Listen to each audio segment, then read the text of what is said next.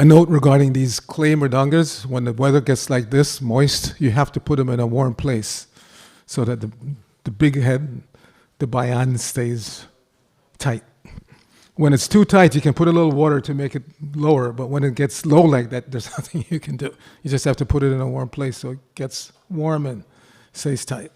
In New York, they have a small Prabhupada museum that's kept at a particular temperature. It's temperature controlled because there are a lot of Prabhupada paraphernalia, memorabilia in that room. So they keep the mridangas there. So they stay at a constant temperature. Okay?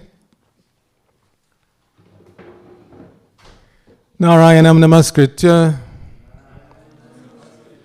naram chaiva narotamam deving saraswatim yasam tato jayamudirayat. Before reciting the Srimad Bhagavatam, which is our very means of conquest, let us offer respectful obeisances unto the personality of Godhead, Lord Narayan, unto Narayan Rishi, the supermost human being, unto Mother Saraswati, the goddess of learning, unto Srila Vyasadeva, the author, and unto Srila Prabhupada, who is the translator, commentator, and our spiritual master. Nashtaparesho Bhadreshu Nityam Bhagavata Sevaya Bhagavatittama Shloke Bhaktir Bhavati Naistiki. By regularly attending classes on the Srimad Bhagavatam and by rendering service unto the pure devotee, all that is troublesome to the heart is almost completely destroyed, and loving devotional service unto the personality of Godhead, whose worship with transcendental songs becomes established as an irrevocable fact. Om Namo Bhagavate Vasudevaya. Om Namo Bhagavate Vasudevaya. Om Namo Bhagavate Vasudevaya. So we're continuing our reading from the first canto of the Srimad Bhagavatam, which is entitled Creation. This is chapter 9, entitled The Passing of Bhishma Dev in the Presence of Lord Krishna, and today's text is 45. Yes? Tatra Dundu Payo Nedur Deva Manava Vaditaha Sasangshu Sadavo Ragyam Katpe Tuk Pushpavishtayaha Tatra Dundu Payo Nedur Deva Manava Vaditaha Sashangsu Sadavo Ragyam Katpe Tuk Pushpavishtayaha Tatra Dundu Bhayo Nedur Deva Manava Vaditaha Sasangsu Sadavo Ragyam Katpe Tuk Pushpavishtayaha. So another Sanskrit pronunciation recommendation. You notice at the end of the second line, there's a long A followed by the Visarga, but on the fourth line, there's a short A followed by the Visarga. So you don't pronounce them the same way. On the second line, it's Aha, Varitaha, and on the last line, it's Brishtayaha. Notice the difference? You have to pronounce that long A. Okay, so when there's a short A, it's Aha. When it's a long A, it's Aha. Okay, please chant.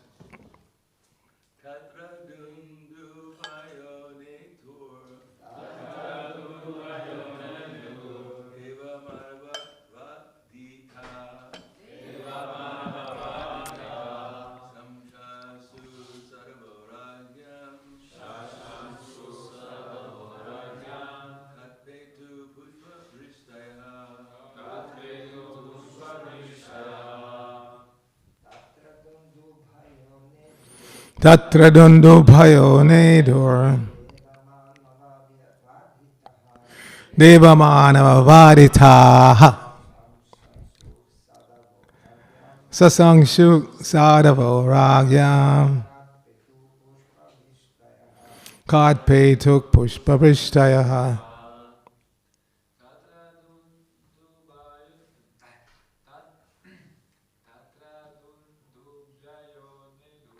Tatra dundu bhayo nedur. Deva manava vaditaha. Sasang shuk sadavo ragyam. Katpetu pushpavrishtayaha.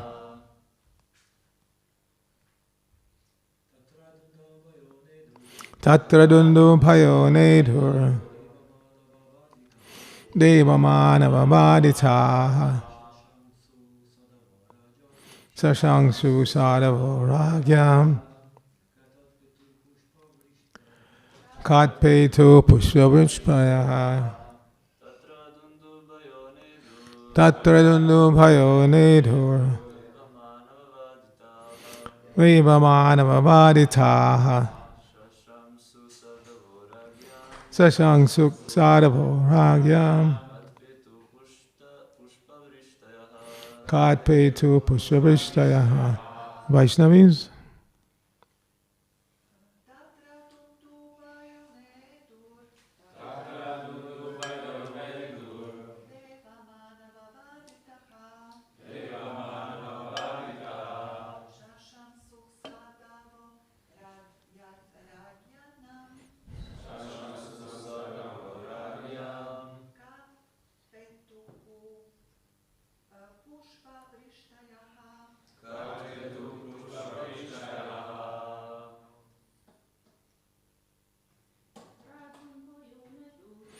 Tadundu bhayo nedur.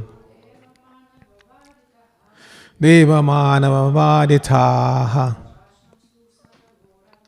Sashang shuk sadavo ragyam. Katpetuk pushpavrishtayaha. Anyone else? Okay, synonyms. Tatra. Thereafter. Dundubayaha. Drums. Neduhu. Were sounded. Deva. The demigods from other planets. Manava. Men from all countries. Vaditaha. Beaten by. Shashangsuhu. Praised. Sadavaha. Honest. Ragyam. By the royal order. Kat. From the sky. Petuhu. Began to fall. Pushpavrishtayaha. Showers of flowers.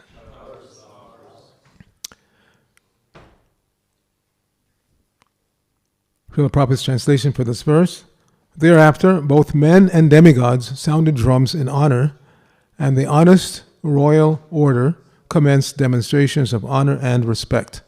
And from the sky fell showers of flowers. Please repeat. Thereafter, both men and demigods sounded drums in honor,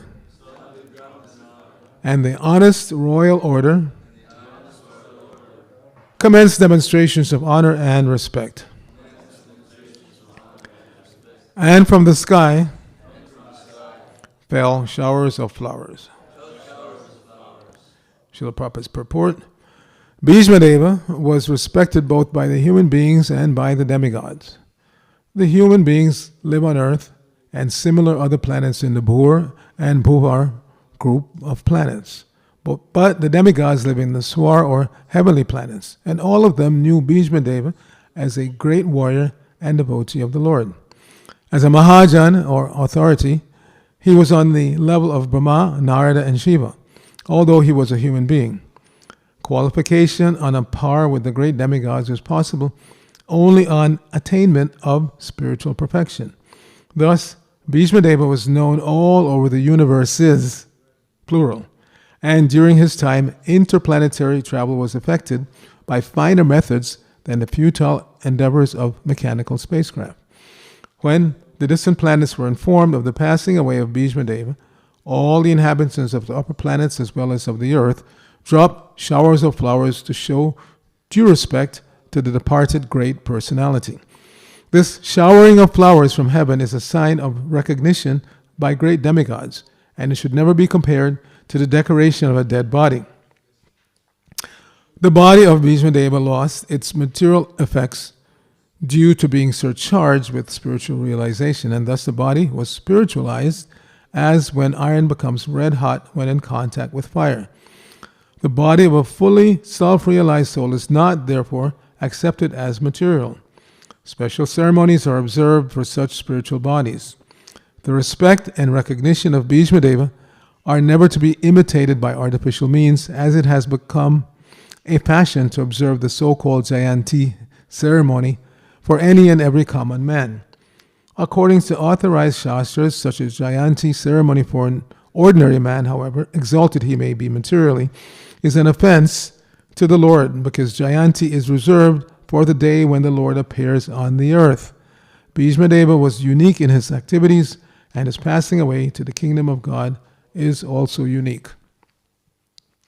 Nama Om Vishnu Padaya Krishna Prasthaya Bhutale Srimati Bhaktivedanta Swami Nityanamane Namaste Saraswati Devi Gauravani Pacharane Nirvishesha Shunyavadi Paschata Devsharane Om Jnana Timarandasya Jnananjana Shalakaya Chakshur Unmilitam Jena Tasmai Shri Guru Namaha Shri Chaitanya Manobhisham Sapitam Jena Bhutale Swayam Rupa Kadamayam Dadati Swapadantikam Vandeyaham Shri Guru Shri Padakam Shri Gurun Vaishnavaksha Shri Rupam Sagadatam Sahagana Raganatam Matam Tang Sajivam Chadvaitam Savadutam Parjana Sahitam Krishna Chaitanya Deva Shri Radha Krishna Padan Sahagana Lalita Shri Vishakamatamsha Hey Krishna Karuna Sindhu Dina Mando Jagatpate Gopesha Gopika Kanta Radha Kanta Namosate Tapta Kanchana Gorangi Radhe Vrindavaneshri Vishavana Sute Devi Pranamami Haripriya Vancha Kalpatu Vyasha Kripa Sandhuvi Evacha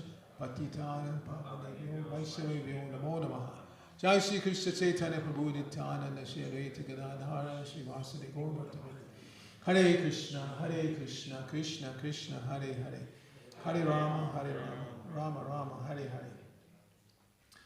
So here we're hearing from the Bhagavatam about the aftermath of the glorious passing of Bhishmadeva. Drums sounded, the honest royal order commenced demonstrations of honor and respect, and from the sky fell showers of flowers. So understanding how ignorant people are in Kali Yuga, Srila Prabhupada in the purport is reminding us this is not like you're honoring of your deceased relative. Because people may object, yeah, when my father or good friend or uncle passes away, we also shower flowers. We buy, not only shower, we buy hundreds and thousands of euros worth of flowers and put all over the casket. So Bhishmadeva's passing is not to be compared to such foolish demonstrations of honor for some ordinary person. There's that verse that says, Bhagavad Bhakti Hinasya Jati Shastra Japastapa Apranasya Dehasya Mandanam Lokaranjana. That Bhagavad Bhakti, Hina means without. So if one is without Bhagavad Bhakti, devotion to the Supreme Lord, then Bhagavad Bhakti Hinasya Jati, your birth in some so-called great family. Shastra, your study of so many scriptures. Prabhupada said scriptures outside of the Vedas means the Old Testament, the New Testament, and the Quran. Those are accepted as scripture. So whatever scripture you've studied, Bhagavad Bhakti Hinasya Jati Shastra Japa. Japa, your chanting of so many mantras. Tapaha, your so-called performance of austerities. Those things, it's so useless. It's compared to decorating a dead body.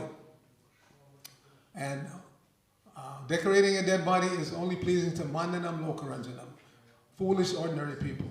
Example Prabhupada gave is like in India, there are a class of people who are there's mangiwalas, and so they're toilet cleaners and street sweepers their whole life, and muchi cobblers, they work with leather their whole life. So their whole life they're dressed very dirty. But when one of them dies, they spend money to buy a nice coffin and dress the body in nice clothes and give flowers. And so it's all meaningless. It's a dead body. It's a dead body. All of that so-called honor is meaningless. But in the case of Bhishmadeva, Prabhupada says his body is not ordinary. It's like putting an iron rod into fire. You put an iron rod in fire and it becomes fiery. It takes on the qualities of fire. If you touch that iron rod to anything, immediately it will ignite because it's so hot. So even though externally it may seem like he had a material body that he gave up, now he went back to God in his spiritual body. But that body is not treated as a material body because it was spiritualized. Same as we did for Srila Prabhupada or any great Acharya, when they leave this world, their bodies are not burned. Ordinarily, yes, the body is burned. Or left to be eaten by animals or foolishly put into the earth, wasting so much real estate. But nobody keeps the body. That same body that a few minutes ago before it passed, you were calling father or mother or husband or wife or boyfriend, girlfriend. When the soul leaves, nobody wants that body. If the coroner were to say, my dear friend, your partner just died, I can embalm the body and give it to you to take. No sane person wants to take the body home. Again, either you burn it, you leave it to be eaten by animals, or you put it in the ground. Recommended on the Vedic path is that you burn the body. Otherwise, there's still too much strong attachment. And it's this attachment to material bodies beginning with our own body that keeps us in this world. Deha patta kalachadishu atmasaineshu asatsupi tesham pramadanindhanam pashyanapi na pashyati. This is the beginning of the second canto. Sukadeva Goswami is explaining that, and Prabhupada gives another one of his very poetic translations. Persons devoid of spiritual knowledge, Atma Tattva, remain attached to this world. Do not inquire into the problems of life, being too much attached to the fallible soldiers, such as body, children, and wife. Although sufficiently experienced, they do not see their own demise. Sufficiently experienced means we have all seen, or adults who have seen, either in person or remotely, that people are dying. I remember the first time I saw somebody die in person. This person stepped off the curb, the edge between the road and the sidewalk, and didn't see the bus coming, bam! The bus hit him, died. And even as a child, not yet exposed to Krishna consciousness, I could see that there was something leaving the body. You could see the life force is leaving the body. And I've seen it other times also. One time I was attending a conference in the U.S., and this is a part of the United States where they have high-speed country roads. There are only one lane on each side, but because it's such a remote area, people are allowed to go fast. So there was a young man, he was about 16 years old, riding his bicycle on the right side, and we were kind of behind him by a couple of cars. And he kept looking over his shoulder to see when is a good time, because he was going home. He kept looking over his shoulder, looking, but he made a mistake. He turned at the wrong time, and the car that was coming hit him. We were a few cars behind that, and we saw the body fly up, and he fell. It was right in front of his home. His mother came running out. And of course, we all got out to see if we could do anything. Couldn't do anything. He passed away in his mother's arms. And again, you can see the life force gradually. So what is that life force? That's what the Vedas are teaching us. You are not this body. You are that life force within the body. So here, everybody intelligently they know that Vishnudev is not that body. He's leaving this body that's got arrows all stuck through it. But he, in his spiritual body, is going back to home, back to Godhead, back to the planet where Krishna eternally exists as Parthasarathi, because that was his Ishtadeva. That's the form of Krishna that he worships. Now, some may say, because in our line, we stress, in our spiritual line, our sampradaya, we stress Radha Krishna worship.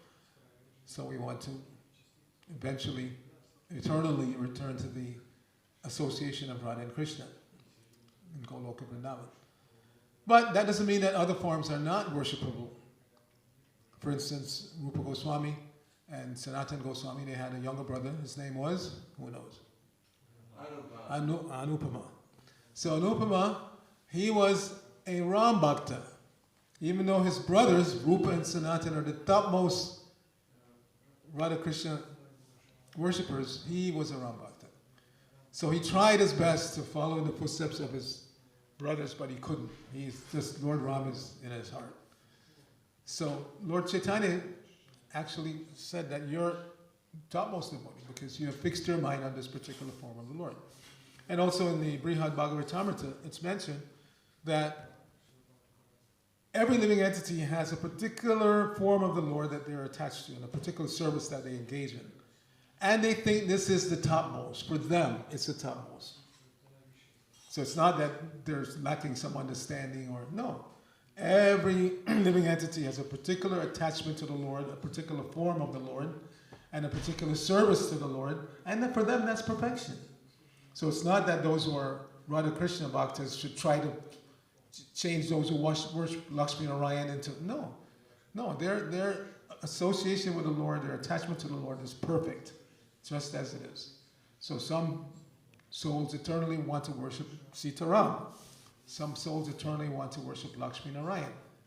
There's nothing wrong with that. It's not that we should try to change them into Radha Krishna Bhaktas. No. So Bhishmadev, he is now approached and re-entered into the perfection of his life, eternal worship of Krishna as Parthasarathi. Now, what else does Prabhupada say here? Yes, so now Prabhupada at the end is mentioning about this Jayanti.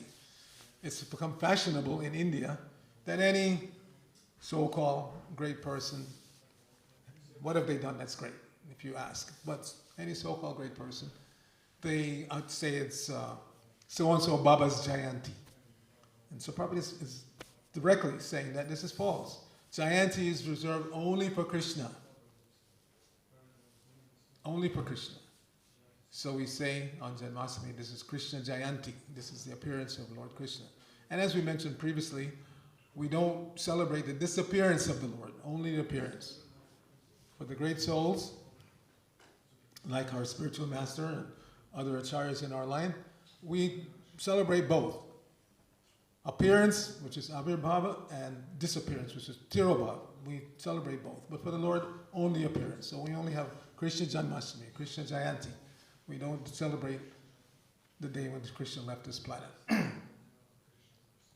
Some foolish people think, based on the story from the Mahabharata, that Krishna was actually killed by some hunter. But then his whole presentation in Bhagavad Gita would be meaningless. He says that you never take birth, all of us. Natvevaham jatanasam natang neve janatipa. Nachaiva nabhavisham. Sarve vayamatak. Never was there a time when I did not exist, nor you, nor any of the kings assembled here on this battlefield. Nor in the future will any of us cease to be. So that would be meaningless if Krishna died by some arrow of some hunter. It's just Leela, a pastime.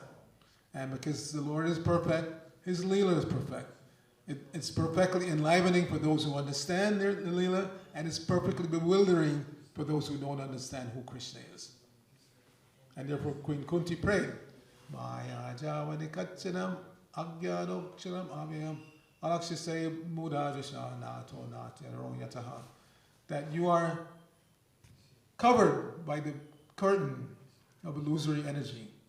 And therefore people can't understand you, just as it's difficult to understand an actor when they're playing a part. Prabhupada gives the example. You may have a relative, brother, uncle, whatever.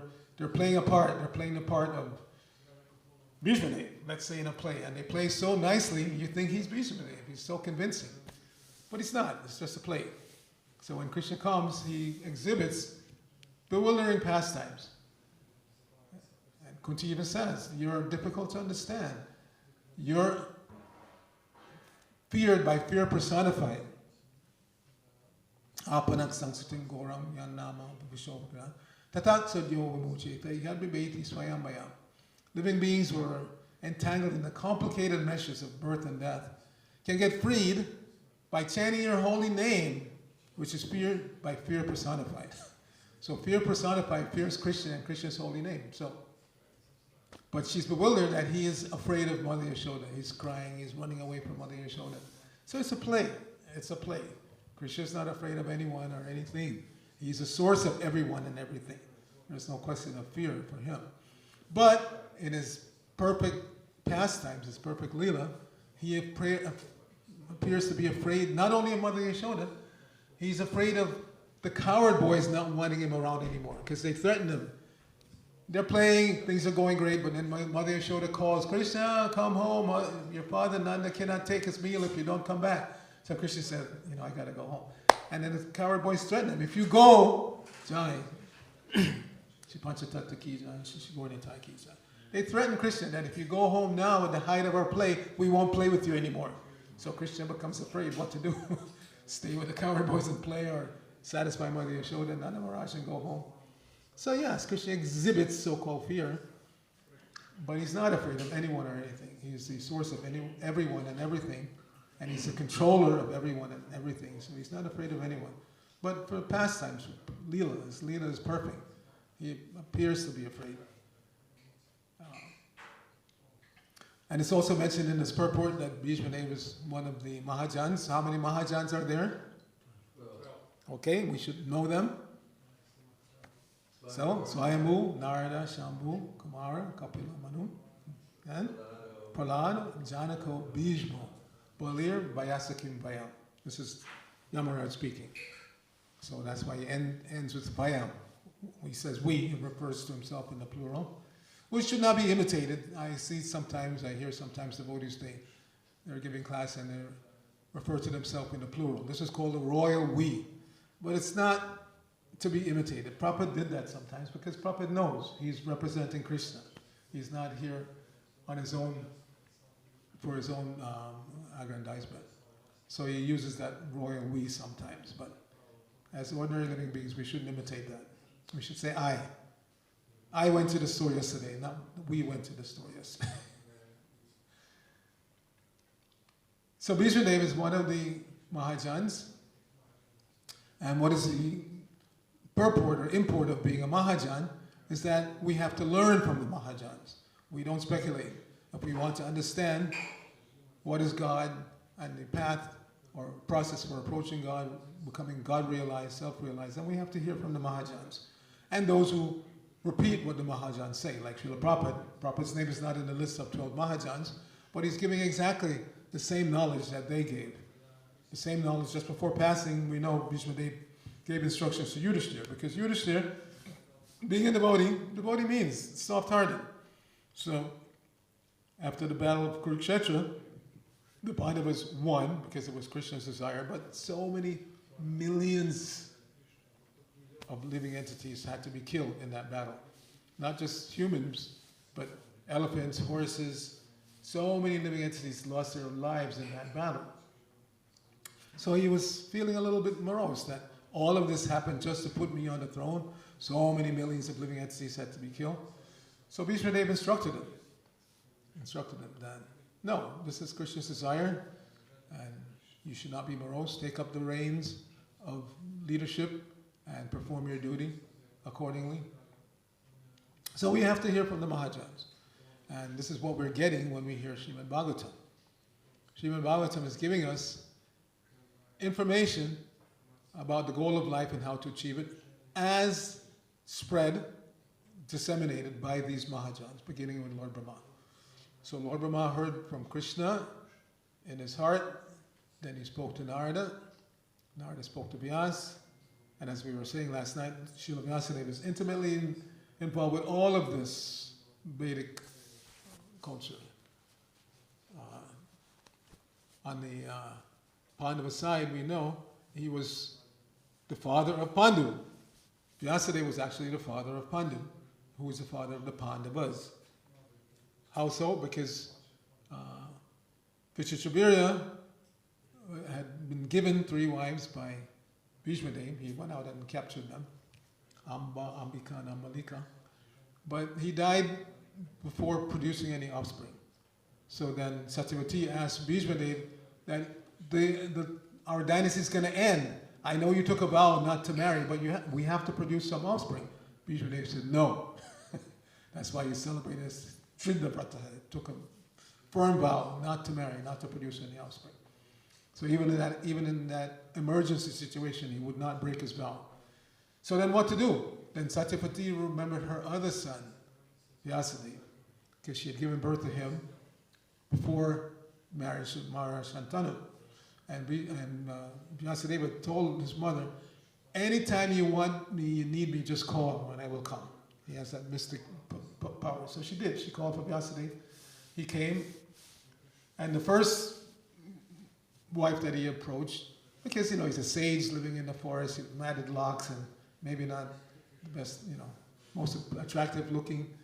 So when he approached her, she closed her eyes. She didn't want to look at him. So their union produced who? Dhritarashtra. And he was born blind because the mother closed her eyes. So then that wasn't acceptable. You can't have a blind king. So Satyapati said, you have to produce another offspring.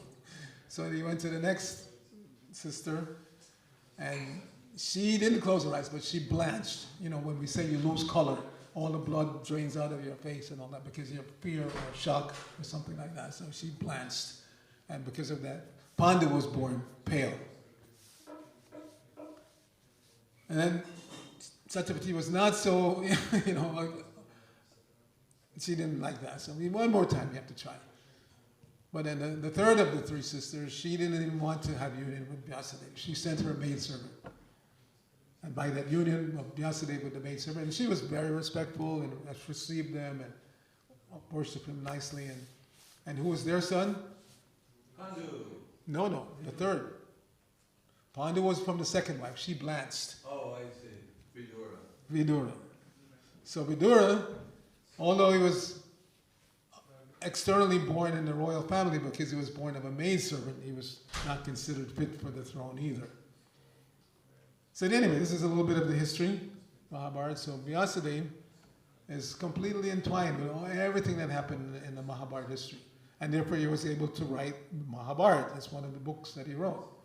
He was intimately involved with all of those pastimes, so he could write that book, Mahabharata. And as we know, after writing the Mahabharata, Puranas, the Vedas, he was not satisfied. So his guru, Narada Muni, instructed him to write Srimad Bhagavatam. And that's what we have now. So we'll stop here if there are any questions, comments.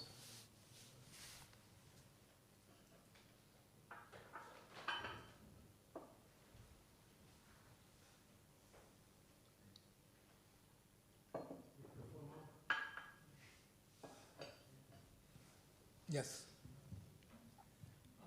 You can give him the wireless. And then you can turn this back on. Yeah. Hare Krishna.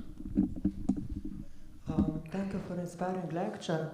I would just like to ask, when you mentioned that we should listen to Mahajans and to those who represent them, and I just wanted to ask for some advices in what way can we listen so that we can really accept their teachings without any adulteration due to our false ego and wrong conceptions. Well, we have to become pure. The living entity, you and I, we're by nature pure. But by association with the material energy in the form of the three modes of material nature, since time immemorial, Bhaktivinoda Thakur says, Anadi Karama Pale. Our karma or association with this material nature goes back so far before the creation and before that previous creation. So long we've been covered that we can't really understand Vedic knowledge if we don't take to a process of purification. Once Srila Prabhupada was on a morning walk in Los Angeles, and one of his disciples said, Prabhupada, when we are preaching to people and we tell them about the regulatory principles, they don't want to hear. So Prabhupada stopped and he jammed his cane in he said, why are you surprised? You're preaching to cats and dogs. He said, make them fortunate.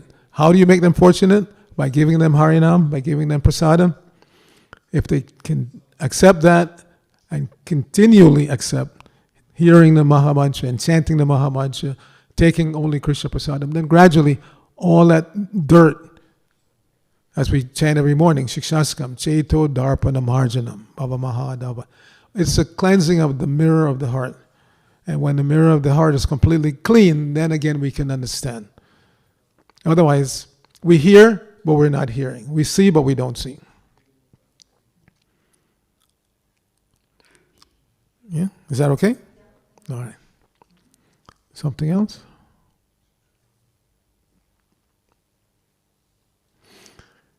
And therefore, because we're so attached in that Yashna Prashna in the Yaksha Prashna in the Mahabharata, when Yudhishthira was asked by the Yaksha, what is the most wonderful thing? What is the most wonderful? Previously, his other four brothers had gone, and they were so macho. When the Yaksha asked them to answer the question, they drank. First, the warning came: don't drink the water from this lake. But they didn't listen. They were very thirsty. They drank, and they immediately died. So when Yudhishthira came, he could understand what was happening. And then when the Yaksha asked him, you have to answer my questions, otherwise you cannot revive your brothers. So he agreed, yes, I'll answer your questions. So one of the questions was, what is the most wonderful thing? And what was his answer? Ahani hani bhutani ganchantiya yamayalam. Shesha stavara ichanti kim ascharya atakparam. He said, ahani hani, every day, day by day after day. Ahani hani bhutani, living entities, they're going to the court of Yamaraj, which means they're dying. Ahani hani bhutani gacchantiya yamalayam. They're going to the court of Yamaraj to be judged. That means they've died. You're not taken to the court of Yamaraj when you're still alive. Generally, after you die, you give up the body, then the soul is taken for judgment. But shesha stavara ichanti, those who remain behind, in other words, they haven't died yet, they're making plans for happiness in this world. Kim ascharya, what could be more wonderful than that? We've seen, father is gone. Like in my case, maybe some of you, your father is still alive. Father is gone, grandfather, great-grandfather, all gone. So if you're foolishly thinking that you're not going to die, and you're simply making plans for sense, how wonderful. In other words, how wonderful is the deluding potency of the Lord's material energy. We become so covered that even though stark realities in front of us, we don't want to see it, or we can't see it. Or we see it just for a little bit. That's called Smashan Vairagya. In India, they have the Smashan, the burning ghat, where they take the bodies to be burnt. So when the family comes to burn the body, everybody's at that point very spiritual, very religious. But a day or two afterwards, it's back to business as usual. Father is gone, body's been burnt. Okay, let's go back to life as normal. So this is foolish. It's wonderfully foolish. So we have to learn from the Mahajans how to be serious, how to take this path of spirituality serious, because it's bringing us back to reality, to normalcy. What we're doing here is not normal. Not normal. We each have a material body. We know the composition of this material body: skin, bone, blood, stool, urine. But we remain happily covered over that we chase after another material body, thinking that this is the be-all and end-all of life. Isn't it? Prabhupada used to say, a young man, he's alone. He has no problem. But he becomes so covered over that he thinks, I can't live if I don't have association with this female, this Mataji. So this is illusion. This is illusion. Again, it doesn't mean that one shouldn't marry, as we mentioned, that exchange with Prabhupada and that sannyasi.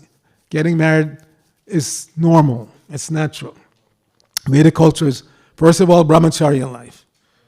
And the brahmacharis, to their chagrin, sometimes they don't understand, they don't accept, that brahmachari is the lowest of the social orders. Sometimes brahmacharis feel they're highest. No, brahmachari, then grihastha, then vanaprastha, then sannyas. So good brahmacharis make good grihasthas make good vanaprasthas make good sannyasis. But because Prabhupada was starting from scratch, he initiated some young men as sannyasis, giving them the opportunity. They could. It's not that, if you're not quite ready that you can't make it. You can make it if you're serious. If you're thrown into any situation that you're not quite ready for, but if you're serious, you can make it. But unfortunately, many of them didn't make it because it wasn't the right progression. You have to start out, spend the right amount of time. Komar Arcita prabhu. Brahmachari life is supposed to start at 5 years. If you start at 20, or in my case 21, or 25, or even older, it's difficult. You're already so contaminated that it will take another 25 years just to erase or reduce that contamination before you can become serious about going forward. So it's not surprising. It was an emergency situation. Prabhupada needed some of his disciples to take preaching seriously and travel and preach. And so he gave sannyas to quite a few young men, and quite a few of them, or many of them, didn't make it. But we should understand, we don't denigrate them. There is no loss. Some of them became very strong preachers. That means they made some advancement, and whatever advancement they made cannot be erased, even if they fell from that platform. So their advancement was genuine, and they will pick up again from that point. And I've witnessed. I've seen some of my god brothers who took sannyas prematurely, and they were strong preachers while they were in the sannyas order, but then they fell away. But when they've come back to the society, and they come back with exactly the same mentality when they left. Exactly. They pick up again. Because it's not artificial. Whatever progress we make in Krishna consciousness is never artificial and can never be taken away. We just have to be serious to continue to the ultimate goal. Grantaraj Srimad Bhagavatam ki jai, Srila Prabhupada ki jai, Gaur Bhakta Vrinda ki jai.